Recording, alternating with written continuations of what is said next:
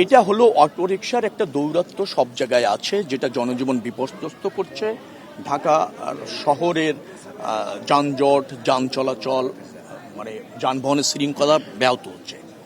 যার ফলে আমরা সিদ্ধান্ত নিয়েছি প্রধান প্রধান সড়ক, প্রধান প্রধান এলাকা পর্যায়ক্রমে অটোরিকশা প্রবেশ নিষেধ করা হবে। তবে এই প্রক্রিয়াটা অনুসরণের জন্য প্রস্তুতি গ্রহণ করা হচ্ছে এবং সব পক্ষের মধ্যে আলোচনা চলছে। আমরা মনে করছি যে ঢাকা তো আমাদের ঢাকা, ঢাকা বাঁচলে দেশ বাঁচবে। একটাই রাজধানী আমাদের ফাংশন করে, সব ব্যবসা বলেন, উদ্যোগ বলেন, প্রশাসন বলেন ঢাকা কেন্দ্রিক। যার ফলে ঢাকাকে রক্ষা করা আমাদের দায়িত্ব রয়েছে। এটা জনসচেতনার প্রয়োজন রয়েছে। যারা অটোরিকশার একেবারে নিয়ন্ত্রণহীনভাবে ব্যবহার করেছেন তাদের সচেতনতা করার প্রয়োজন রয়েছে, তাদেরও আমাদের সহযোগিতা করার প্রয়োজন রয়েছে। পাশাপাশি সরকারেরও একটা দায়িত্ব আছে, মিডিয়ারও একটা দায়িত্ব আছে। আমরা এইটার একটা সমন্বয় করতে চাচ্ছি। যেহেতু জরাজীর্ণতাটা এবং ধরেন এই সমস্যাটা বেশ বিস্তৃত, অতএব রাতারাতি যে কোনো সময় যে কোনো উদ্যোগ কিন্তু মানে একটু হবে আর কি, যেটাকে বলা হয় কঠিন হয়। তেলের ভোগান্তিতে ক্লান্ত? এখনই কিনুন রাইডো, এক চার্জে চলুন 100 কিলোমিটার পর্যন্ত।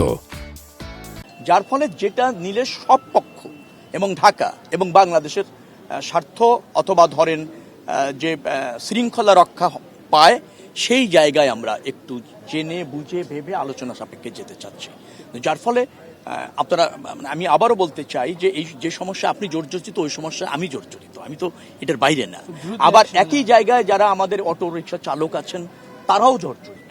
তো এর মধ্যে একটা সমন্বয় চাচ্ছি, যেটা সবাই একমত হয়, পাশাপাশি সবার স্বার্থটা রক্ষা হয়। নিম্ন ভাড়া বৃদ্ধিটা নিশ্চিত করেছে আপনারা জানেন যে পার কিলোমিটার 11 পয়সা অনলি, এটা সমন্বয় করা হয়েছে। এবং এও বলা হয়েছে যে যদি তেলের দাম আবার কমে যায়, আন্তর্জাতিক বাজারের সাথে তো বাংলাদেশের বাজারের একটা সম্পর্ক আছে, কমে গেলে ওই একই অনুপাতে যে ফর্মুলাটা আছে সেই অনুপাতে কমে যাবে।